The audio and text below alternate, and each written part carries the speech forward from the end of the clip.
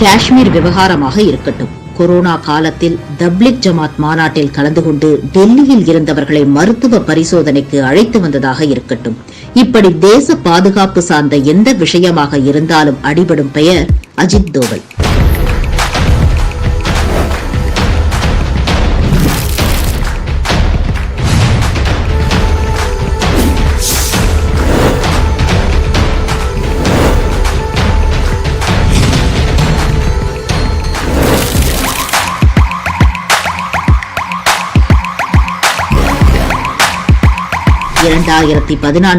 மோடி பிரதமராக பதவியேற்றதும் உடனடியாக தேசிய பாதுகாப்பு ஆலோசகராக அஜித் தோவல் என்பவர் நியமிக்கப்படுகிறார்.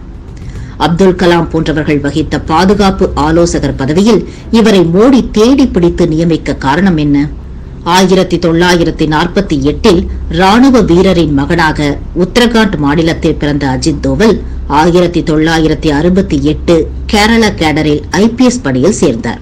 எல்லோரையும் போல நாட்டுக்குள் இருக்கும் சமூக விரோதிகளை அழிக்கும் போலீஸ் போல் அல்லாமல் நாட்டையே அதிர வைக்கும் தீவிரவாதிகளின் வேரருக்கும் உளவாளியாக மாறினார். சாதாரண உளவாளியாக அல்ல, ஜேம்ஸ் பாண்ட் ரக உளவாளியாக உருவெடுத்தார். 1988 ப்ளூ ஸ்டார் மாதிரியான நடவடிக்கையின் மூலம் காலிஸ்தான் தீவிரவாதிகளை காணாமல் போகச் செய்ததில் அஜித் தோவலின் பங்கு முக்கியமானது. 1999 டிசம்பர் 24 நேபாள தலைநகர் காத்மாண்டுவில் இருந்து புதுடெல்லி நோக்கி ஒரு விமானம் வந்து கொண்டிருந்தது. அந்த விமானத்தின் உள்ளே பயணிகள் போல் அமர்ந்து இருந்த ஹர்கத் உல் முஜாகிதீன் என்ற தீவிரவாத அமைப்பைச் சேர்ந்த 5 தீவிரவாதிகள் எழுந்து விமானி மற்றும் பயணிகளிடம் விமானத்தை கடத்திவிட்டதாக கூறினர். பின்னர் விமானத்தை பாகிஸ்தானின் லாகூரில் தரையிறங்குமாறு கட்டளையிட்டனர். ஆனால் விமானியோ எரிபொருள் கம்மியாக உள்ளதாக கூறி பஞ்சாபின் அமிர்தசரஸில் தரையிறக்கினார். எரிபொருள் நிரப்ப கொஞ்ச காலதாமதமானது. தீவிரவாதிகளின் உத்தரவின் பேரில் உடனடியாக விமானத்தை அங்கிருந்து கிளப்பி பாகிஸ்தானின் லாகூரில் தரையிறக்கினர்.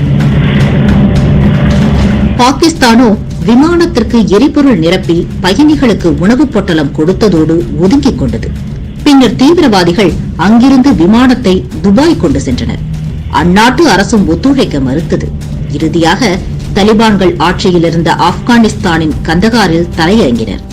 தீவிரவாதிகள் தங்கள் கட்டுப்பாட்டில் உள்ள பயணிகளை விடுவிக்க வேண்டுமானால் இந்தியா 1500 கோடி ரூபாய் பணத்தையும் 36 தீவிரவாதிகளையும் விடுவிக்க வேண்டும் என்று நிபந்தனை விதிக்கிறார்கள். இந்த நிபந்தனையை ஏற்க மறுத்த இந்தியா தொடர்ந்து பேச்சுவார்த்தை நடத்துகிறது. இந்த பேச்சுவார்த்தை குழுவில் இருந்த 3 பேரில் ஒருவர் அஜித் தோவல்.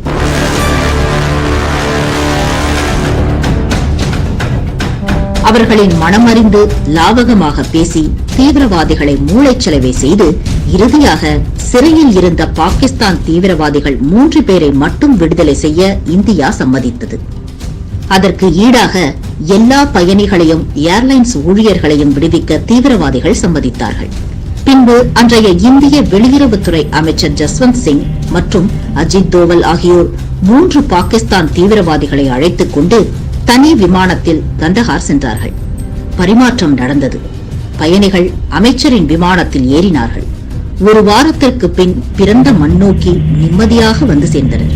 கந்தஹார் விமான கடத்தலில் அப்போதைய வாஜ்பாய் அரசு தீவிரவாதிகளை விடுவித்தது குறித்து பல்வேறு குற்றச்சாட்டுகள் இருந்தாலும் பயணிகளை பத்திரமாக மீட்டு வந்ததில் அஜித் தோவலின் பங்கு முக்கியமானது. அதற்கு அடுத்த 7 வருடங்கள் இவரை காணவில்லை. எங்கே சென்றிருப்பார் என்று எல்லோரும் யோசனையில் ஆழ்ந்து இருக்க, இவரோ பாகிஸ்தானில் ரா உளவாளியாக பணியாற்றிக் கொண்டிருந்தார். பாகிஸ்தான் உளவு அமைப்பான ISI செயல்பாடுகளையும் தீவிரவாதிகளுக்கு பயிற்சி அளிக்கும் இடங்கள் மற்றும் அவர்களின் மறைவிடங்கள் குறித்தும் ஏராளமான தகவல்களை இந்திய உளவுத்துறைக்கு அனுப்பி வைத்தார். இவரின் இந்த அனுபவம்தான் பின்னாளில் பாகிஸ்தான் தீவிரவாதிகளுக்கு பயிற்சி அளிக்கும் இடத்தை துல்லியமாக கண்டறிந்து சர்ஜிக்கல் ஸ்ட்ரைக் நடத்த உதவியது. இப்படி இந்திய உறவு பிரிவுகளில் அபார சாதனைகளை நடத்தி பின்பு இந்திய உள்நாட்டு உளவு நிறுவனமான IB இயக்குநராக பணியாற்றி ஓய்வு பெற்றிருந்த அஜித் தோவலை 2014 பிரதமராக மோடி பதவியேற்றதும் பாதுகாப்பு ஆலோசகராக நியமித்தார். 2014 தூத்துக்குடி நர்ஸ் மோனிகா உட்பட 46 இந்திய நர்சுகள் ஈராக்கின் டிக்ரிட் நகரில் ISIS தீவிரவாதிகளின் பிடியில் சிக்கினார்கள். ஈவு இரக்கமற்ற ISIS-இடம் இருந்து இவர்களை எப்படி மீட்பது என்று இந்திய வெளியுறவுத்துறையும் பிரதமர் மோடியும் ஆழ்ந்த யோசனையில் இருந்தனர். அவர்களுக்கு நம்பிக்கை தரும் ஒருவராக இருந்த அஜித் தோவல் பிரதமர் மோடியிடம் தானே ஈராக்கிற்கு நேரடியாக சென்று கள நிலவரம் என்ன என்பதை ஆராய்ந்து மீட்பு பணியில் ஈடுபடுவதாக தெரிவித்தார். உடனடியாக மோடியும் சரி சொல்ல ஜூன் 25ஆம் தேதி ஈராக்கின் தகதகக்கும் பாக்தாக் நகரில் காலை பொழுதில் காலடி எடுத்து வைக்கிறார். அதே நாளில் இந்திய உளவுத்துறை இயக்குனர் ஆசிப் இப்ராஹிம் சவுதி தலைநகர் ரியாத்துக்கு சென்று இறங்குகிறார். அவர்களுக்கு இடையே வெளியுறவுத்துறை அமைச்சர் சுஷ்மா ஸ்வராஜ் பாலமாக இருந்து முழு வீச்சில் வேலையில் இறங்கினர். களத்தில் இறங்கிய சில நாட்களிலேயே அனைவரையும் பத்திரமாக மீட்டுக் கொண்டு வந்தார்.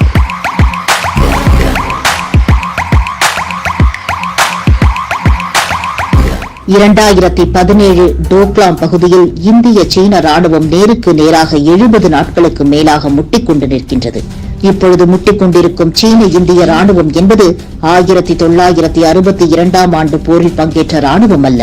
பல தொழில்நுட்ப அணு ஆயுதங்களை கொண்ட அசுர பலம் பொருந்திய ராணுவங்கள்.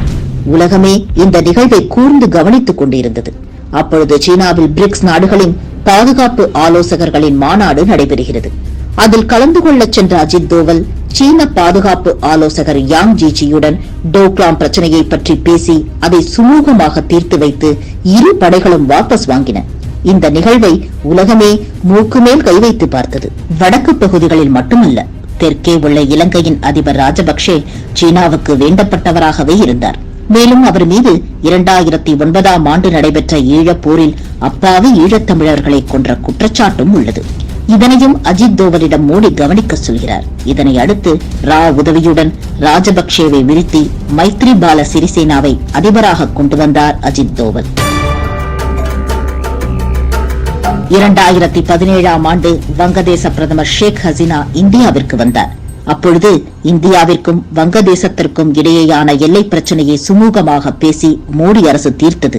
இதன் பின்னணியில் இருந்து செயல்பட்டதிலும் அஜித் தோவலின் பங்கு அளப்பரியது. 20 வருடமாக வங்கதேச சிறையில் தண்டனை முடிந்தும் அங்கேயே பலத்த பாதுகாப்புடன் டேரா போட்டு தங்கியிருந்த உல்ஃபா தீவிரவாத குழுவின் பொதுச் செயலாளர் அனுப் சேத்தியாவை அலேக்காக இந்தியா தூக்கி வந்தது. 2016 மணிப்பூரில் நம்முடைய ராணுவ வீரர்கள் 18 பேர் நாகா தேசிய சோஷலிஸ்ட் தீவிரவாதிகள் தாக்குதலில் உயிரிழந்தனர். இதற்கு பழிதீர்க்க இந்திய ராணுவம் மியான்மர் நாட்டுக்குள் சென்று 50க்கும் மேற்பட்ட தீவிரவாதிகளை அழித்து ஒழித்தது. அதோடு விடாமல் நாகா சோஷலிஸ்ட் தீவிரவாத குழுவை 2ஆக உடைத்து ஐசக் முய்வா என்ற குழுவை மோடியிடம் சரணடைய வைத்ததும் அஜித் தோவலின் கைங்கரியமே. 2வது முறையாக பிரதமரான மோடி அரசு காஷ்மீரின் 370வது சட்டப்பிரிவை நீக்கும் விவகாரத்தை கையில் எடுத்து வெற்றிகரமாக நடத்தியதில் முக்கிய பங்கு தோவலுக்கு உண்டு. அதேபோல் கொரோனா வைரஸ் தாக்கம் இந்தியாவில் தெரிய தொடங்கிய பொழுது டெல்லியில் நடைபெற்ற தப்லிக் ஜமாத் மாநாட்டில் ஏராளமானோர் பங்கேற்றது பெரும் சர்ச்சையானது. டெல்லி நிஜாமுதீன் பகுதியில் உள்ள தப்லிக் ஜமாத்தினர் பரிசோதனைக்கு வர மறுக்கின்றனர். உடனடியாக உள்துறை அமைச்சர் அமித்ஷா அஜித் தோவலை இந்த விஷயத்தை கவனிக்க கூறுகிறார். உடனடியாக களத்தில் இறங்கிய அஜித் தோவல் ஜமாத் இயக்குனர் மௌலானா ஆசாத் கல்வியிடம் நள்ளிரவில் பேச்சுவார்த்தை நடத்தி அனைவரையும் கொரோனா பரிசோதனை செய்ய ஒப்புக்கொள்ள வைத்ததுடன் அப்பகுதியில் கிருமி நாசினி தெளிக்கவும் சம்மதிக்க வைத்தார். இப்படி எல்லை பிரச்சனை முதல் உள்நாட்டில் கொரோனா பிரச்சனை வரை சுமூகமாக முடித்து நிஜ 007 ஹீரோவாகவே வலம் வரும் அஜித் தோவலுக்கு வயது 72.